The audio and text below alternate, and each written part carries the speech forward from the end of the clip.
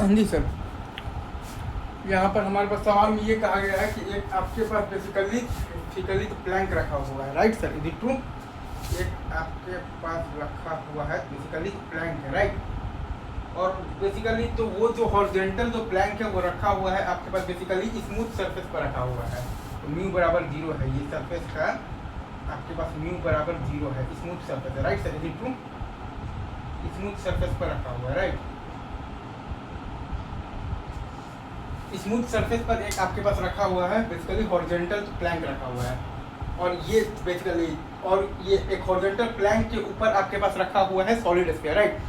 ये horizontal Planck के ऊपर आपके पास रखा हुआ है सॉलिड स्फीयर, और सॉलिड स्फीयर और हॉरिजॉन्टल जो प्लैंक है उसमें आपके पास बेसिकली कोएफिशिएंट ऑफ फ्रिक्शन है म्यू दिया हुआ है, ठीक है। सॉलिड स्फीयर और मतलब कि आपके पास जो बेसिकली हॉरिजॉन्टल प्लैंक है उसमें आपके पास basically coefficient of the friction जो है वो दिया हुआ है कि म्यू है, right sir, is it true? Is it true sir? तो अब अगर आप ध्यान देंगे ना तो ये सॉलिड स्फीयर को हमने बेसिकली तो क्लॉकवाइज सेंस में ओमेगा नॉट एंगुलर स्पीड तो देकर और v बराबर 0 देकर ये वाला जो प्लैंक पर छोड़ दिया है, ठीक है। और प्लैंक का लेंथ दे रखा है कि बेसिकली तो एनफ लॉन्ग है, लगता है तो सफिशिएंटली लॉन्ग है, ठीक है। तो प्लैंक का लेंथ दे रखा है कि एनफ लॉन्ग है तो सफिशिएंटली लॉन्ग है, राइट। और ये सॉलिड स्फीयर को हमने बेसिकली तो क्लॉकवाइज सेंस में ओमेगा नॉट एंगुलर स्पीड देकर और बेसिकली तो v बराबर 0 देकर छोड़ दिया है बेसिकली तो प्लैंक पर, राइट। ये सॉलिड स्फीयर को हमने बेसिकली तो क्लॉकवाइज डायरेक्शन में ओमेगा नॉट एंगुलर स्पीड देकर और v बराबर 0 देकर छोड़ दिया, राइट। अब अगर आप बॉटम मोस्ट पॉइंट पर ध्यान देंगे ना सर, आप बॉटम मोस्ट पॉइंट पर ध्यान देंगे तो प्लैंक आपका शुरू में तो रेस्ट पर है, right sir, is it true? Plank आपका बेसिकली इनिशियली तो रेस्ट पर है, राइट। प्लैंक आपका शुरू में तो रेस्ट पर है, बॉटम मोस्ट पॉइंट पर अगर आप ध्यान दीजिएगा तो वो तो प्लैंक के रेस्पेक्ट में बेसिकली बैकवर्ड डायरेक्शन में मूव कर रहा है, ठीक है। मतलब कि बैकवर्ड स्लिपिंग है, मतलब कि काइनेटिक फ्रिक्शनल फोर्स जो है वो बेसिकली स्फीयर पर लगेगा, बेसिकली फॉरवर्ड डायरेक्शन में लगेगा, right sir, is it true? Again मैं फिर से बोलता हूँ आपके लिए, यहाँ पर मुद्दे की बात आपके लिए ये है कि ये जो है ना आपके पास बेसिकली ये बॉटम मोस्ट जो पॉइंट है वो बेसिकली प्लैंक के रेस्पेक्ट में बैकवर्ड डायरेक्शन में मूव कर रहा है, मतलब कि बैकवर्ड स्लिपिंग है। तो काइनेटिक फ्रिक्शनल फोर्स आपका लगेगा बेसिकली फॉरवर्ड डायरेक्शन पर लगेगा बेसिकली ऑन स्फीयर, तो स्फीयर पर काइनेटिक फ्रिक्शनल फोर्स लगेगा आपके पास बेसिकली फॉरवर्ड डायरेक्शन में, राइट। तो जब आपका प्योर रोलिंग स्टार्ट होगा तो वो टाइम पर अगर आप देखिएगा तो omega R minus V is equal to होगा आपके पास तो वी प्लैंक। जब आपके पास प्योर रोलिंग स्टार्ट होगा वो टाइम पर अगर आप देखिएगा तो ओमेगा माइनस वी बराबर होगा आपके पास बेसिकली तो V of the plank, right sir, is it true? तो ओमेगा एनी टाइम टी आप क्या लिखिएगा बेसिकली ओमेगा नॉट और माइनस ये जो काइनेटिक फ्रिक्शनल फोर्स है ये ओमेगा को घटाने का काम करेगा, तो ये आपके पास आता है बेसिकली अल्फा क्या आता है टॉर्क बाई आई, तो mu M G R by I है आपके पास 2/5 M R square into T alpha T, और माइनस साइन इसलिए है कि यहाँ पर ये जो काइनेटिक फ्रिक्शनल फोर्स है ये आपका बेसिकली ओमेगा नॉट को घटाने का काम करेगा इंटू आर, तो ओमेगा और माइनस ये है आपके पास v, तो सॉलिड स्फीयर का v eight any time t आपके पास क्या आएगा म्यू जी टी, ठीक है। क्योंकि ये बॉटम ऑफ द पॉइंट है, ये प्लैंक के रेस्पेक्ट में बैकवर्ड डायरेक्शन में मूव कर रहा है, तो बैकवर्ड स्लिपिंग है तो kinetic frictional force forward direction में लगेगा ऑन द स्फीयर, तो स्फीयर का v eight any time t होगा आपके पास म्यू जी टी। और चूंकि आपके पास प्लैंक पर भी तो लग रहा है ना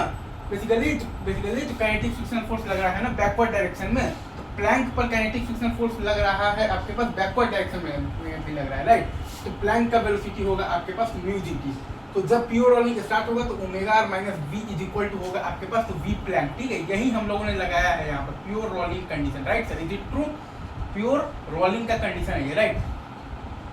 अच्छा, तो बहरहाल अब अगर आप ध्यान दीजिएगा तो omega at any time T है आपके पास बेसिकली इनिशियल है आपके पास ओमेगा नॉट, और माइनस ये आपके पास जो काइनेटिक फ्रिक्शनल फोर्स है ये आपका बेसिकली ओमेगा को घटाने का काम कर रहा है, तो अल्फा क्या आता है आपके पास टॉर्क बाई आई, तो mu M G R by I है आपके पास तो 2/5 M R square into T alpha T, और माइनस साइन इसलिए है क्योंकि काइनेटिक फ्रिक्शनल फोर्स आपका बेसिकली एंगुलर स्पीड को घटाने का काम कर रहा है, तो मतलब कि omega at any time T into R omega R minus तो वी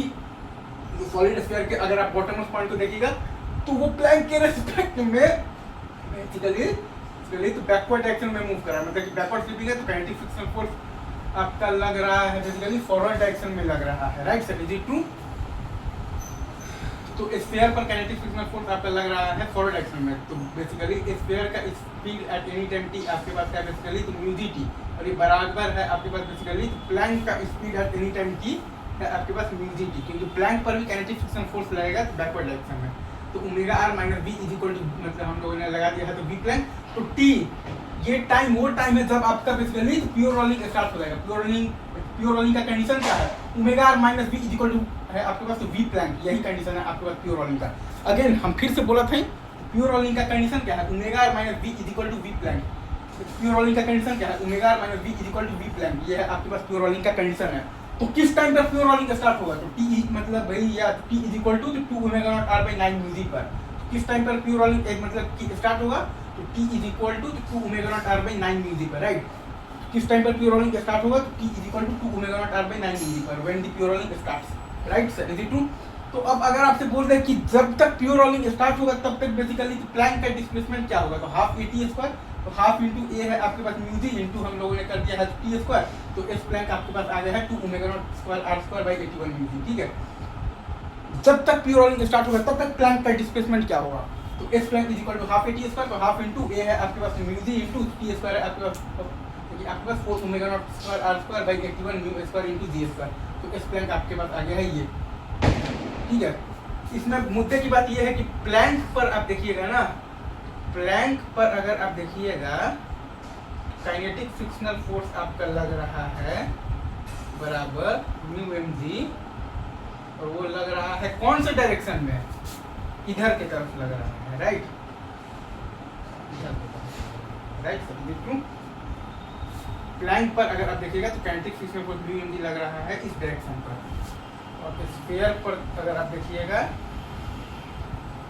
तो काइनेटिक फ्रिक्शनल फोर्स आपके पास म्यू एम जी आपके पास लग रहा है ये डायरेक्शन में, यहाँ पर मैंने जैसा कि आपको दिखा रखा है। अगर इतना पर भी कॉन्सेप्ट क्लियर ना हुआ हो तो भगवान मालिक है। Thank you very much, love you.